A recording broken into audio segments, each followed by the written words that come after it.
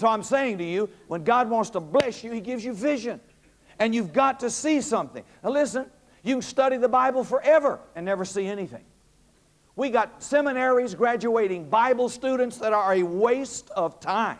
They are litter in our country. They hadn't produced anything. They think knowing something will produce something. It won't do it. You've got to have a God-given vision, and it comes by the revelation and sovereignty of God, not by anything you do or try to do. You can't create your ministry. You can only discover it. And God wants you to know. But you ask Him, and He reveals that to you. He reveals it to other people to confirm it to you. And so He wants you to have meaning in life and purpose by giving you a dream. He said to Abraham, lift up your eyes and look north, east, south, west. All the land you see, I'll give it to you. Meaning, if you can't see it, you can't have it. I couldn't see myself having a church like that. Don't worry, you won't. Couldn't see myself with a better job. You've been filled with all the propaganda of Australia. You looked at the failing Australian dollar on the global market. You're looking at all the indicators, and you can't see anything better. You won't have it.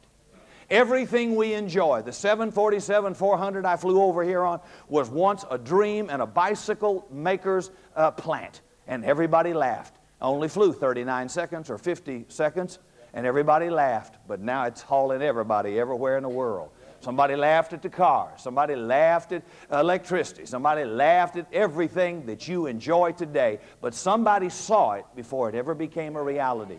When Walt Disney started building Epcot, he died. He died early of a disease, and somebody in the ceremony of the dedication said to his widow, it's too bad Walt didn't live to see it. And she laughed, and she said, are you kidding me? He saw it before it was ever built. And that's exactly what God, I see a better marriage. I see a better relationship with God. I see my country really changing. I see a generation of people that didn't exist before, or there's no reason to go on living. Are you with me? And that's not, rules are not to just have rules. Rules wouldn't be worth anything if there wasn't something in it. When I was a football player in high school, practice was a drag. Everybody hated practice.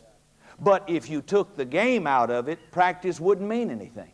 So the point is, there is a destination for you to finish, and discipline is going to help you get across that line to win the prize. You take the prize out of it, the goal out of it, the dream fulfillment out of it, then there's no reason to make certain sacrifices in life. So what I want to share with you are 3 simple points on how that dream is fulfilled. How the cost of a dream. Are you in 1 Corinthians 9? I'll just give you a little aspect I don't hear too much about. And I'm reading out of the Message Bible. It's not a translation, it's a paraphrase, but I like it because it's got my spirit. So I'm going to read it anyway. 1 Corinthians 9, verse 24. Everybody looking? You've all been to the stadium and seen the athletes race. Everyone runs, one wins. So run to win. I'm not here to be happy. I'm not here to fit in. I'm not here to get by. I'm in this race of life to win it. You are in it. This church was established in the mind of God before Phil Pringle showed up, and you're in this thing to win it. That's the only goal God's got in mind. You're in the race of life in Christ to win. Not fit in, not be one of the bunch. You're supposed to win this thing God has for your life. So run to win. All good athletes, except charismatics, train hard. Come on now. Come on now. We don't like pain. And successful Christianity has got a lot of pain in it. It's got great reward, gang, but you need to hear another aspect. That cross hurts. We're good at putting 18-karat gold on them, but we ain't real good at getting on them and dying. Hello. We like bumper stickers and we like jewelry. We just don't want to die. I often wonder why we wear a cross. Nobody wears a gas chamber. Nobody ever wears a necklace with the electric chair. We wear a cross. That's an execution symbol. Somebody just said, I'd see that. It is weird, isn't it? I'm not going to make you take your crosses off, but I want you to think about it. He says, so he said, what did he say? All good athletes train hard. Somebody say hard. Hard. All right, now watch. They're in it for a gold medal that tarnishes. You're after one that's gold eternally. I don't know about you, believer, but I'm running hard for the finish line. I'm giving it all I've got. No sloppy bump along, just get by, hang in there, make a living for me. That's my translation. I'm staying alert and in top condition. I'm 54 years old. I ain't gonna die on no bedpan in a nursing home. I'm gonna die in bed with my wife. I'm in top condition. I got the heart of a 27-year-old man. You say, well, you're lucky. And luck ain't got nothing. You ought to see what I eat and what I do. And I've been doing it for years and years. And I'm sowing seeds today for my future tomorrow. I got a big future and a big destiny, and I got to keep this. You only go around once in life unless you're Shirley MacLaine. I want this body user-friendly to the Holy Ghost, so I'm keeping it sharp and disciplined so I can fulfill my potential. I could eat my way out of a lorry, but I am not going to, because I know the consequences. So I've got a discipline that comes out of a destiny. Not legalism, but for a purpose. I want to be in top condition to see my children's children, and I've got an active life. I feel a great vision, and it's going to be demanding. These 14-hour ungodly flights across the Pacific until I want the, you know, the gift of the Holy Ghost I want? Translation. Hi, Phil. That'll be the one I want. I don't, and you know the word of knowledge I want? I don't want to be knowing who the name of my mother-in-law is. I already know that. I want the numbers on the lotto. What's the numbers on him lotto right there? I want to pay off that building. All these prophets got all these word of knowledge. Why don't you give something that counts? Give me the lotto number for $40 million and we'll pay all this off. Always giving me worthless information. I know the street I live on. I know my mother-in-law's name. I know what tattoo my wife's got on her side. Is that nonsense? Come on, I'm just getting courage to preach. Come on, stay with me. I know all that. So here's what Paul says. He says, I'm not going to get caught napping, telling everybody else all about it, then missing out myself. Now, on the worst day of my life, I've got positive expectation. Why? It's not based on race. I come from a divorced home. It's not based on you had a lot of self-esteem built in you. I was given away to relatives to raise all of my life. None of that. Jeremiah 29 verse 11 says, I know the plan I have for you. God says it to the nation of Australia. Got a good plan for you, Australia. Those American charismatics are idiots, so I'm going to use you. Okay. They don't need no devil. They're killing themselves over there. They're absolutely insane. Serious, it's true. God's using your country in a significant way, and the best is yet to come. Now listen to me. I love my nation as well, but I'm saying to you, something's going on. On the worst day of your life, you've got to know that God has a great plan. Not to prosper you, to give you a hope, to give you a future, to do you good and not evil. Now, evil may happen, bad things may happen, but if I know He's got a great plan, I'll endure the hardship, I'll take the tough time, and knowing on the other side of it, the payoff is good, because God promised me, I got a good plan for you, Godwin. Don't you throw in the towel. Don't you feel sorry for yourself. Don't you get a victim mentality. Don't you start blaming other people. And don't you quit. I've got a great, great plan for you. I don't care how bad you are, how messed up you are, how far you've gone from God. God's got nothing but a great plan for your life tonight. And that's still, if you're still breathing, that's still in effect. If you woke up this morning without a white chalk line around your body, it's going to be a good day. Come on, somebody. It's going to be a good day. So, how do you fulfill that dream? By choices. 3 significant choices most people won't make. In fact, Mark and Phil, I was reading on the plane over here. I picked up a number of books, and a statistic occurred to me from a business management book that was recent. And it said out of 100 people, 33 have no clue as to a dream, a purpose, or a destiny. That leaves 67 that have some idea of a goal. Out of the 67, get this, only 10 have a strategy for seeing that dream fulfilled. What are you going to do about it to make it come true? And out of the 10, only 2 actually do anything.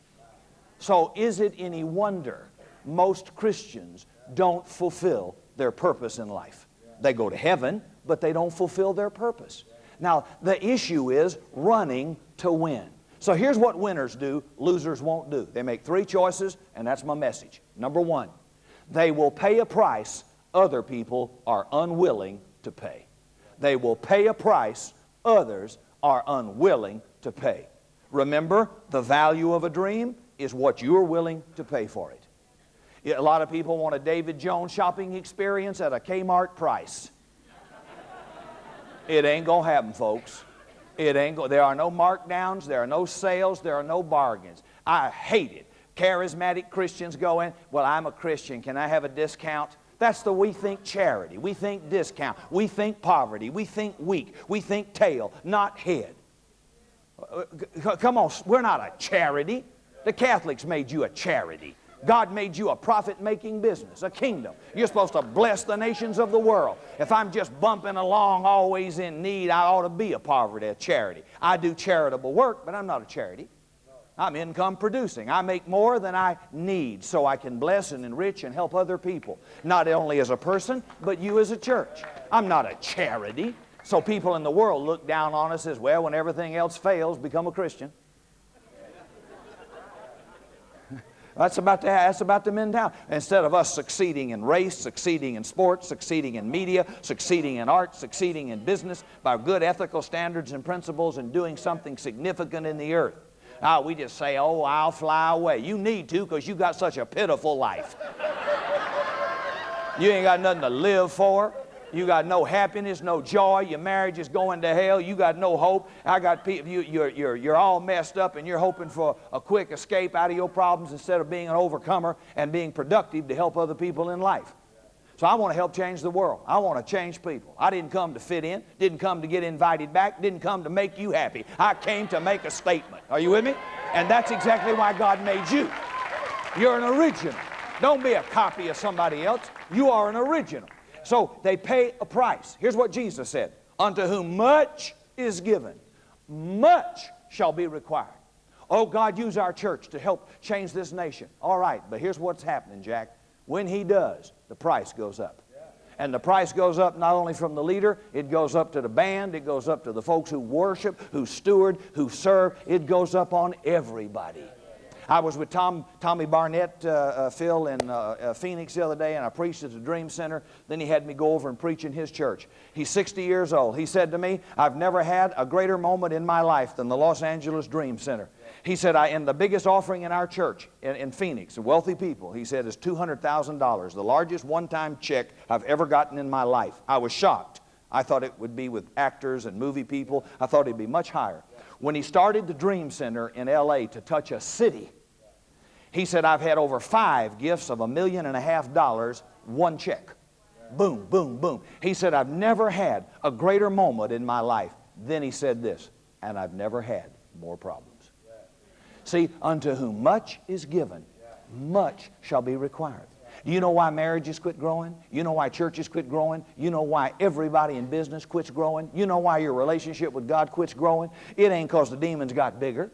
It's because the price got higher and you don't want to pay the price. People who divorce don't have the greatest problems. They're just not willing to pay the price to solve the problem. Not here to condemn you. I'm here to challenge you with principles that'll work for you tomorrow morning. What price are you willing to pay for that marriage? What price are you willing to pay for those children? What price are you willing to pay to change a nation? Let me give you an idea. There's the price of loneliness. It's significant to know that. Martina Navratilova, the tennis champion, made a statement in a book I read, and here's what she said. She said, there are winners, there are losers. If you choose to be one of the winners, the journey through life can be very lonely. When you're a winner, you have to set the standard for excellence everywhere you go. You have to battle fatigue, intimidation, and the human tendency to want things to be easier. You have to come up with time and again one consistently great performance after another. It's grueling. And I don't know many people willing to make that effort. That's it. It isn't that there are better tennis players. It isn't that there couldn't be other champions. But they're not willing to pay the price to be number one. Hello, somebody. There's another price you might pay. Risk. Stephen Covey says the risk of riskless living is the greatest risk of all. You'll never achieve anything significant without taking a risk. Now, I'm not talking about foolish risk, presumptuous stupidity, godly counsel, scriptural guidelines, but at the end of the day, you have to take a risk. How many married couples in here know no matter how much you read about marriage, heard messages about Bible, studied all about marriage, when you step down here and the preacher says, do you, and you say, I do, it's a risk. There is a risk involved. You can get all of James Dobson's books on children and family. You can read them all, get an A in class. But until you have one, you ain't got no risk. But when you decide to have one, there's risk involved. Come on, somebody. In anything, there is risk. When is the last time you did anything for the first time? Oh, we're Spirit-filled, we're free. You sit in the same seat. You go through the same routine. You don't break out. I thought when I was a Baptist and I got full of the Holy Ghost, I said, boy, this is it. I'm finally going to hit utopia. And I realized there ain't no difference between Baptists and Charismatics except tongues. They all sit the same place. They got their own liturgy. They got their own 3 fast songs, 2 slow songs, 2 tongues, 1 interpretation, Alibaba, boom, boom, boom. It's all choreographed. It's all repetitious. Very little spontaneity. Now, I kind of sense there's some spontaneity around here, just meet and fill in there. You don't know what's coming next. So I realize it's called surprise, and I like that. See, I like that. What's going to happen today? I don't know. I can't wait to find out. That enriches your life. You have to take a risk sometimes. One time, I remember the Holy Spirit said to me, don't preach, don't preach. And the worship was booming. The power of God was there. Some folks to pray for healing, and I liked that, but I still felt that old traditional intuition. I must preach. I'm the preacher. I must preach. And the Holy Spirit saying, don't screw this up. Don't preach. But that was a tremendous pressure on me to give in to that traditional thinking and thought. I don't want to lose. I don't want people to think I'm not prepared. I got all that moving against me. How many of you know it's a risk? And it was worth taking, but it was still frightening. And I'm going to say to you, come on, get out of the shallow water. Launch out into deep. You ain't going to catch no white shark with a cane pole fishing on the bank. Get out in the deep water.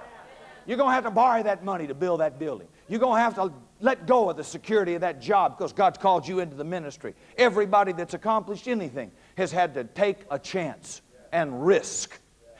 I can think of a number of applications of that. Matthew 25 is famous for the nobleman, a type of Christ, who gives to one man 5 talents, another 2, another 1, and then he goes on a long journey. And then he comes back, right? Now listen to, I'm talking to American culture. In America, everybody's got rapture fever. I believe in the second coming, but here's what you better understand. Everybody I watch all these TV American Christians, they got snot hankies, they cry, they boo-hoo their mascara because their marriage stinks, their life stinks, their weight stinks, they're compulsive addicted to narcotics, they can't stop eating, they ain't seen their feet in 10 years, they got problems, they got money problems, they having trouble with their ministry, and so they just boo-hoo about Beulah land and a cabin in glory and get me out of here. Here's the part of the second coming you don't hear preached. When the nobleman came back, he said, okay, boys, it ain't happy days are here again. He said, get out your spreadsheets, get out your receipts. It's accountability time. I am doing an audit. What did you do with what I gave you? Mr. 5-talent man, you made 5 more talents. Well done. Good and faithful servant. Ruled 10 cities. How about the guy with 2? I invested my 2. Didn't have 5, but I had 2. I took a risk. I invested my money. I invested in the kingdom. I put my life on the line, and I got 2 more. Jesus, well done. Good and faithful servant. The guy make a minimum wage working at McDonald's over here said, well, I couldn't afford to tithe. You know, I just barely get by, and I'm tired. I couldn't go to church, and I couldn't do this, and I couldn't do that. You know, things are uncertain. Money's tight. We live in Australia. And The nobleman didn't say, well, that is true. You don't have very much, so I really didn't expect much from you. Don't worry about it. We'll live off of this guy over here. I'm not angry with you at all. It really isn't fair. Listen, folks, I'm sorry. God isn't a socialist. God isn't even into pity in the sense of self-pity. God is into stewardship. He said, you wicked, slothful servant. Whoa! You don't have Benny Hinn's gift. No, but you got a talent. You got some gift in you. There's something God made you for that fits into the body. Get your rear end off a bench and get in the game. Take a risk. Throw that money out there. Throw that life out there. Throw that resource out there. Throw your influence out there and take a chance. I started a church in Texas, and it was a big risk. I didn't think I was good enough, know enough, righteous enough, holy enough. I just felt this is not a good idea, God. And everybody confirmed it, and there were prophetic confirmations, and there were all this. I know that, but I'm still thinking, oh, don't do this. And I remember I still had to drive out of town and take a risk. Oh, and let me caution this family something. When the permed hair prophet, yea, my son, the Lord would say unto you, once he's through, he's going to go back there in the reception room and have a cup of tea and something nice to eat, and he's going home. You be the one driving out of town taking a risk, not him. So you be real darn sure with multiple confirmations this is God. He ain't taking no risk, you are. So ain't nobody going to risk my life alone. And if I am, I'm going to be sure I'm in the game on this thing. So I'm saying to you, don't hold back your life. You lose it. You've got to sow it. You've got to take a risk, man. Some of you, who knows what businesses could be built? Who knows what potential is in this room? If somebody just get off their rear end and take a chance and make a risk. I'm just a little old Baptist guy. John Wimber found me late in life. I'm a late bloomer. I wasn't trained by a prophet. I didn't come from a family of prophets. Here I am traveling the whole world. I probably know less than anybody. Probably got less talents and gifts and flashy power antennas than half the people you have come through here. But I'm the one on the plane. And I'm on different continents. It's amazing what God can do with an insignificant nobody if you'll take a risk. And that could be you in business, in ministry. Who knows what could happen if you just be willing to take that risk. Don't live in the boredom of monotony of everybody doing the same thing. You won't find creativity in a crowd. You find conformity in a crowd. So there'll be nothing original. Take a risk. Another price, sacrifice. How many of you know half of knowing what you want is knowing what you got to give up to get it? Sacrifice is not doing without unless it's a choice.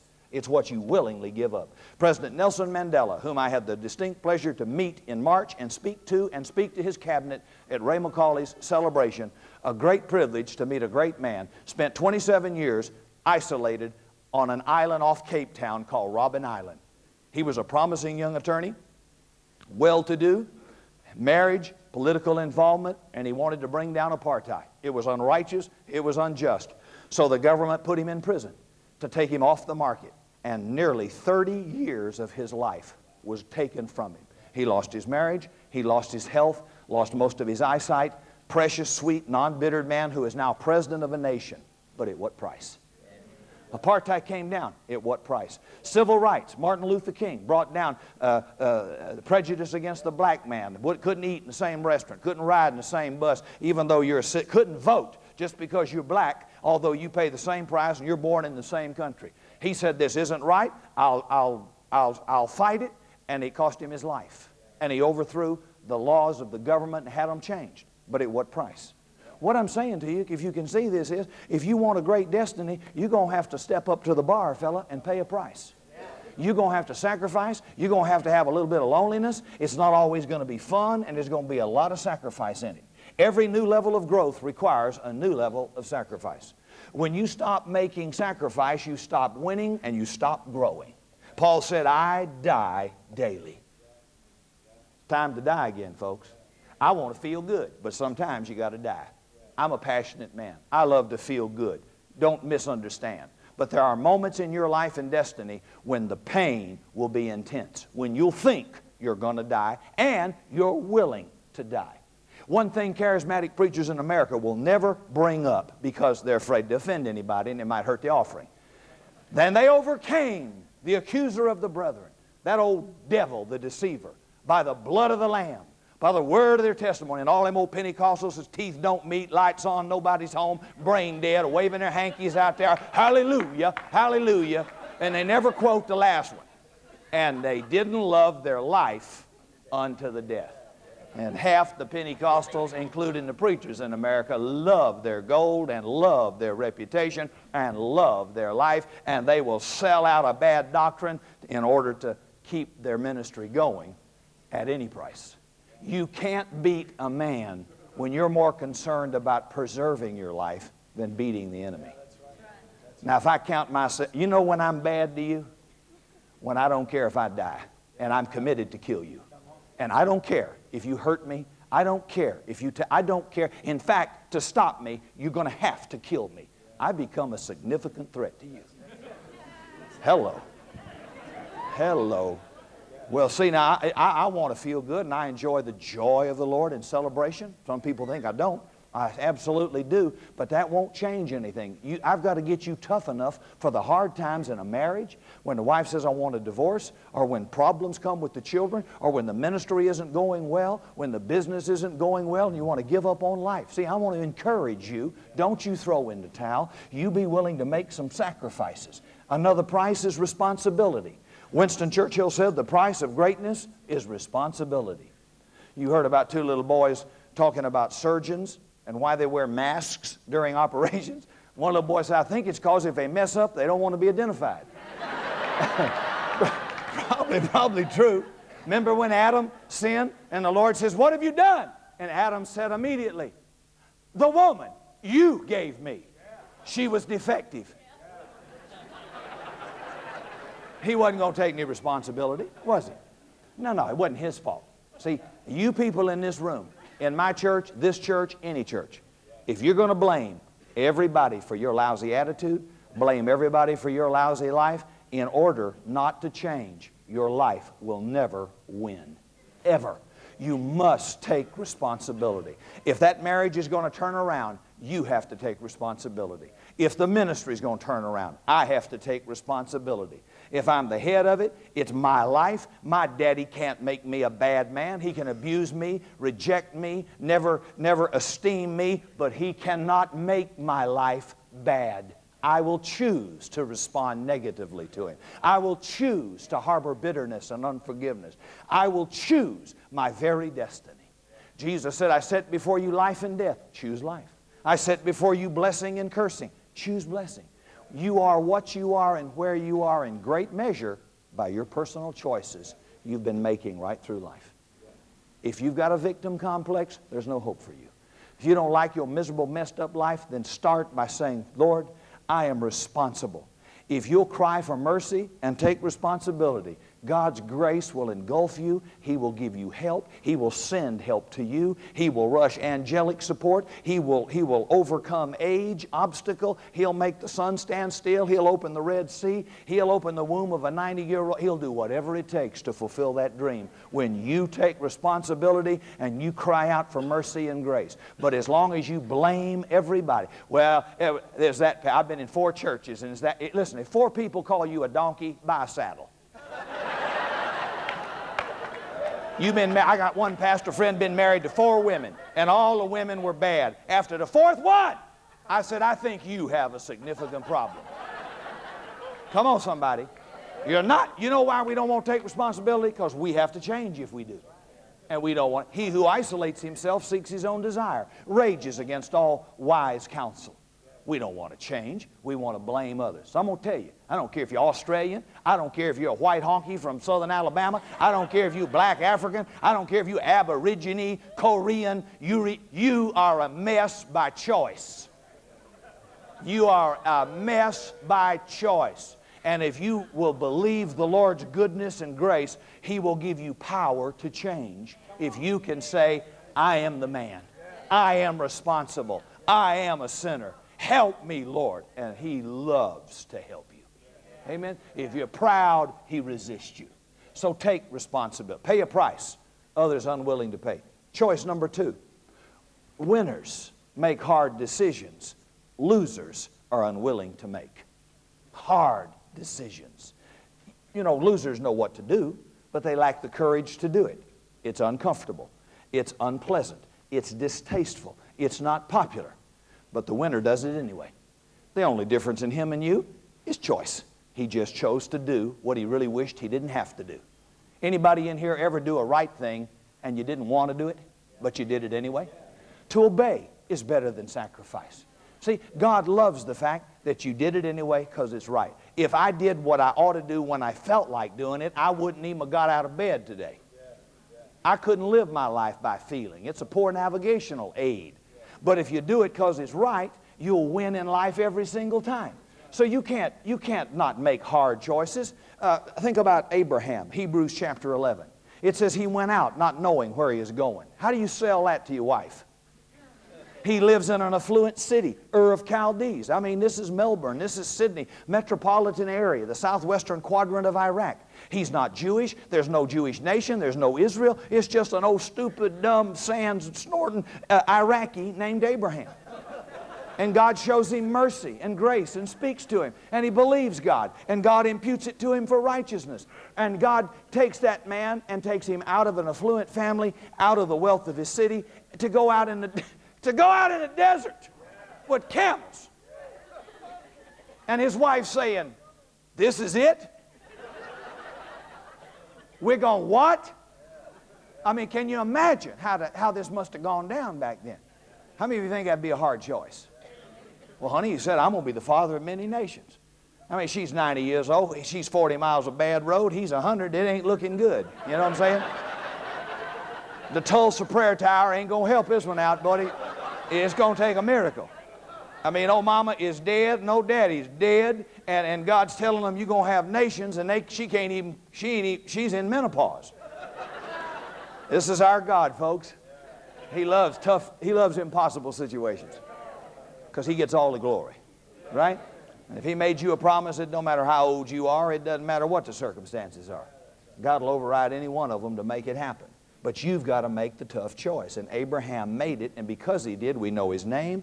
And because of it, the church was birthed to bless all nations of the earth, of all races and all groups of people. What a great privilege. But it came out of a hard choice. It didn't come out of his hairstyle.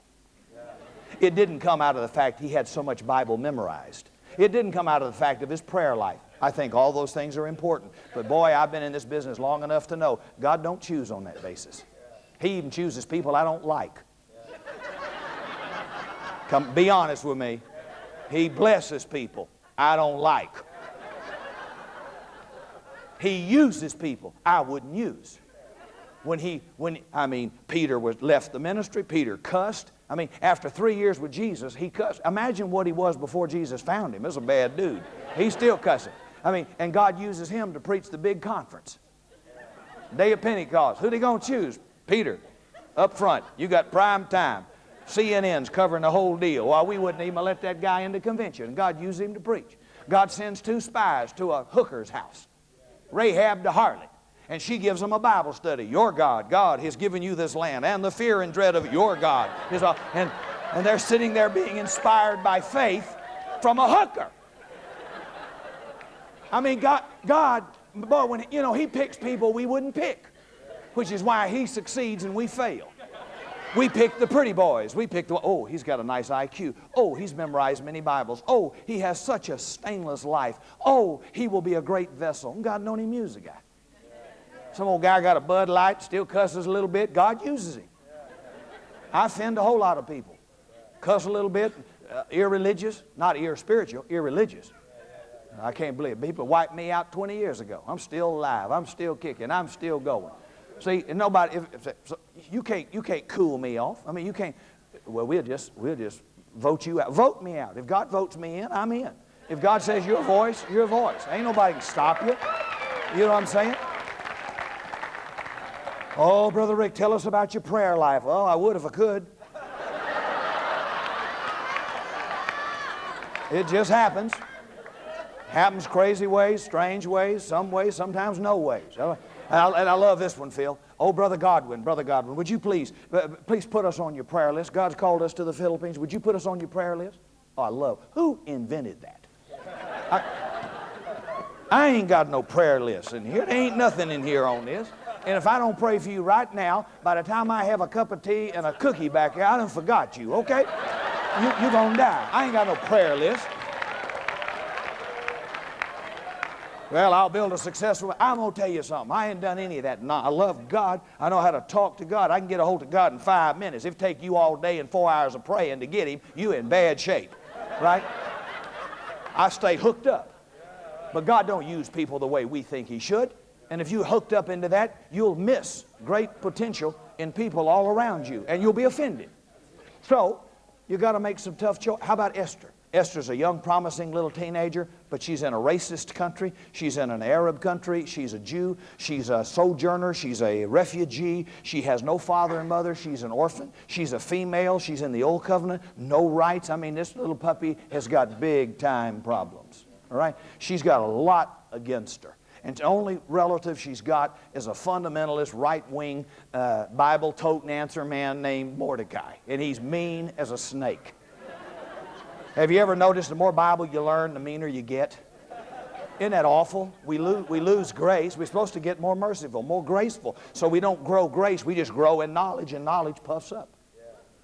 I've had to unlearn some things, you know, to get more like Jesus was, because we ain't like him very much. Now, the folks liked him. Bad folks liked him. They don't like us. I don't think we're like Jesus at all. So I'm trying to get it off of me, you know, whatever it is. And little Esther has no future. We could, no prophecy over her. Oh, thou shalt be great. Thou shalt be a mother of me. I mean, ain't nobody prophesy over her. She's got nothing. She's a loser. Looks bad.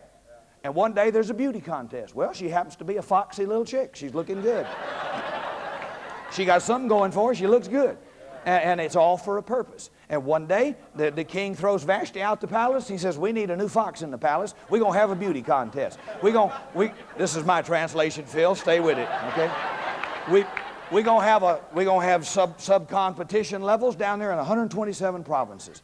So they have all the preliminaries and the sub-preliminaries, and finally the big day comes, and they're going to have the final Miss World Persia contest. They fly Bert Parks in from Atlantic City. There she is, Miss Persia. And it's Esther, the little nobody, becomes somebody. And now she got Cartier jewelry on. She got Louis Vuitton hand luggage. She got a $2,500 little Chanel purse you can't even see. She got Armani, Versace. She driving a little BMW 328i convertible. She got her hair all perm, big hair, teased. She's looking good. She's in People magazine. Everybody's wanting interviews. And now she's the wife of the king. And about that time, oh, happy days are here again. I mean, life is good. And here comes that. It's Mordecai. Oh, what does he want? Probably a Bible study. What does he want? And he says to her, Esther, don't think you're the most beautiful woman in the world. You're very beautiful. But there are other beautiful women that didn't get in the contest. Don't think you're the best singer. The best singers ain't even in the band. The best musicians hadn't even showed up and gotten saved yet. Hello, the best songs hadn't even been written yet. The best preachers, you ain't even heard yet. They're not even known yet. Okay, now watch what I'm trying to say. He says, you've come to the kingdom for a moment of destiny. And it's all choice. There's a bad bill in Congress, and it's about killing all the Jews. You've got influence because you're the wife of the king. You're our only hope. Go in and ask him to change that law. Use your influence and charm to get him. Now get this. Here's what she says. She says, well, he hasn't summoned me in over a month. Marriage was good in the Old Covenant. Now, I got to play a little bit, so stay with me. Hadn't summoned me in a month, and if I go in without being summoned, he can kill me. They didn't have any marriage problems in the Old Covenant. She said, if he doesn't extend the scepter, I'm dead. And old Mordecai didn't say, oh, gee, I couldn't ask you to risk your career. I couldn't ask you to risk all that you've got. You've got such a good life. You've had such a terrible childhood, an orphan, a lot of inferiority, a lot of inner healing you need. Probably like Tim's not around. You need some more ministry. You probably need to be slain in the spirit another 4 hours or so. I don't know. Some of you folks got more rug time than this carpet. And you ain't going to get a bit better until you make some choices. All right, and there's nothing wrong with sucking carpet. I'm just simply saying that's not going to solve your problem. You're going to have to make some hard choices. He says, it's your life, possibly, or a nation. She prayed and fasted 3 days. And the most courageous statement made in the Old Covenant is made by a teenage girl. She said, if I perish, I perish. Would you think that's a tough choice? She went in and she saved a nation. But what you have to know is, you wouldn't know Esther's name. There wouldn't be a book dedicated to her had she not made a courageous. It wasn't based on her knowledge of Bible. It wasn't based on how many hours she prayed. It wasn't based on how many revelations and word of knowledge. It was based on a courageous choice, a hard decision. She risked her life because she didn't know she wouldn't die. Now some of you, if we had 14 prophets show up from America and they, oh my daughter, yea, the Lord says unto you, thou shalt have more perm in your hair, yea, thou shalt have more jewelry, thou shalt not die, thou shalt live, yea, thou shalt say, then maybe you might risk it. She went in with nothing. But my life is not as important as a nation. Could you believe as a church, your life is not as important as the nation? You've got to have something bigger than you worth dying for. And a nation and a world and a season when God has somehow touched Australia in many ways, creative arts and media flowing out of Phil, church planting, Hillsong, Mark and others who are just getting into the game right now, but who as young men have such a great future and a potential to touch nations. It's worth the sacrifice. It's worth the price. But it's going to be a hard decision. Now, a couple of quick thoughts about hard decisions. That would be making a decision that negatively affects you personally. Could be taking a job for less money, but a better future. It could be making an unpopular decision, having to release somebody in ministry, on staff, within the church that's hindering the work of God. And they're popular, but they're hindering the work of God. And if you can't confront them and let them go, you can't grow. I had to let my sister go as a worship leader.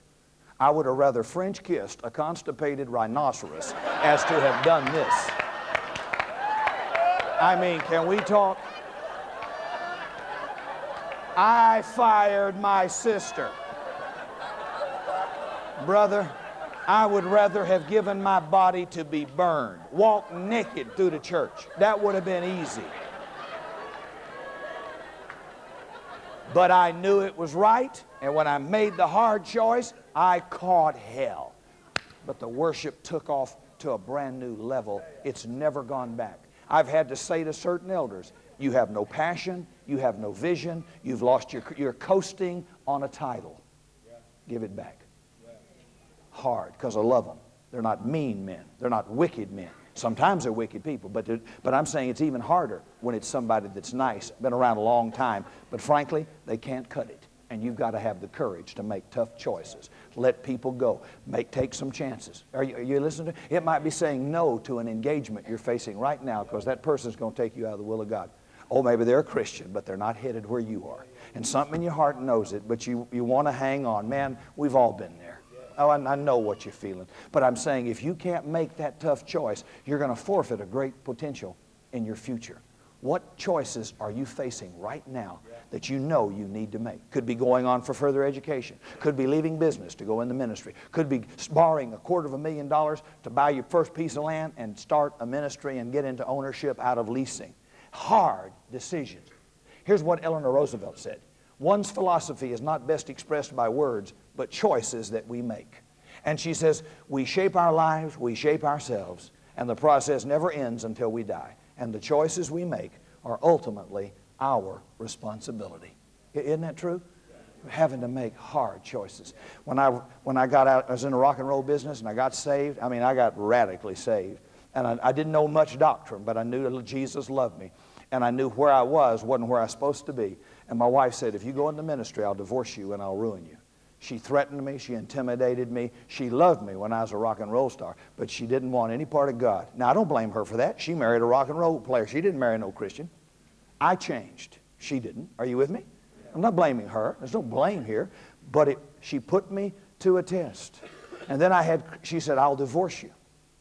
And I didn't know what to do. I remember the pain I felt. I didn't want to lose her. I didn't want her to go. And I couldn't. It was Jesus or her. I mean, we're talking about one of those real scenarios where it really is your soul versus your wife. And I remember making that decision to take Jesus And she walked out on me and divorced me by mail. And I'll never forget that Christians around me, Baptist Christians, said to me, God won't use you. You're divorced. Now you got to understand, I just got saved. I thought I did a good thing. Now Christians are telling me I'm no good. I might as well have stayed in the rock and roll business. At least people like me, you know. And I remember thinking, I don't know what's wrong with this picture, but it doesn't smell right. And I thought, maybe they're right. Maybe God won't. But I pressed on. But I knew I made a right choice. If God was real and if Jesus was real, I made a right decision. So I pressed on against what all these words, these prophets of doom, spoke over me in their legalism. Today, I don't know any of those people that are in ministry. I ain't watching them on TV. They're watching me. And I'm still on my feet and still going. And my wife was killed in a drunken head-on car wreck after 6 years of God wooing and wooing and wooing, trying to win her back while I was going to school. I mean, talk about pressure and stress and hard. And I had a little 2-year-old daughter trying to raise her alone. It was hell. Don't be telling me any day, well, you got it easy. I'll be slap your head. What do you talk about, I got it easy? I guess I come off sometimes a little harsh, and I need others to speak grace to me. But it'd be like saying, preachers they're so wimpy, so gutless, and they're afraid to even make a significant move in the church. And I'm thinking, I've been to jail. I've been stripped naked, fingerprinted, sprayed, embarrassed, humiliated. What's your problem? You know? Well, they got upset because I bought a new car. Oh, poor thing. Let's get some real trouble. We got to get an army going, not a bunch of Girl Scouts. We got to get an army going, right? We got to get some tough people made up here. What happens when the buzz wears off? What happens when all the fun goes out of it? What happens when your wife says, I want a divorce? What happens when an elder takes 200 people? What happens when you get a pink slip off? Ho, ho, ho, ha, ha, ha, boom. Let me see you laugh then. I'll laugh. Come on, listen to me. I'm saying there are going to be seasons when you'll cry, when you think you're going to die. If I can help you through that, I did my job. And I just want you to know there's nothing wrong. It's just that to succeed, you have got to pay a price. You have got to make tough, tough decisions. And number 3, you got to give more than you expect to receive. People who win in life give more than they expect to receive. Listen to Mark 10, verse 45. Got to hurry here. He says, for the Son of Man came not to be served, but to serve and to give his life a ransom for many. You know what the motto for the Christian life is? To serve and to give. That's it, to serve. And the Adamic man wants to take. The Adamic man wants to be served. It's not natural to want to serve. It's not natural to want to give. That little baby is mine. They won't share. I have to train my children to share. I'm going to kill you, break your arm, give that back to your sister. I mean, people say, you have such nice children now. Oh, yeah, I don't know what happened. They just came out that way. I'll be taking my belt off and say, I'm going to whoop you all over the... Chrissy, give that back to your sister. Come here, give me that. I got this thing hooked up. I can't get my belt off. I got this thing here hooked on me. I was going to give you a little demonstration. Yeah. Woo!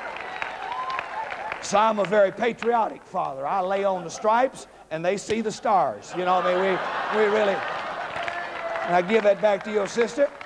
Say, I'm sorry. Do this, right, that. And you know it ain't much different in church. It's the same thing. Say, I'm sorry.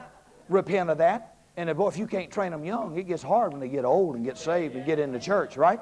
And so you got to learn to give. And that's a supernatural act of God. It's the nature of Jesus to serve and to give. Now, a couple of quick thoughts about that. I want to say so much, but let me say just very little. Nobody was ever honored for what he received. Honor has been the reward for what a man gave. Would you agree? Congressional Medal of Honor, I don't know what your award would be to somebody who went above the call of duty, gave their life for the sake of a breakthrough for other people. We honor people who give themselves for the benefit of other people. And the whole idea about giving is to make a difference in other people. Prosperity is not so I can have a bigger house, more horsepower, and a heavier weight of gold. It is to help people. I certainly am going to benefit from it, sure. But the idea is, like Esther's beauty contest, it is to invest in changing people's lives, helping struggling ministries, helping people with a breakthrough, being able to help somebody who can't help you back.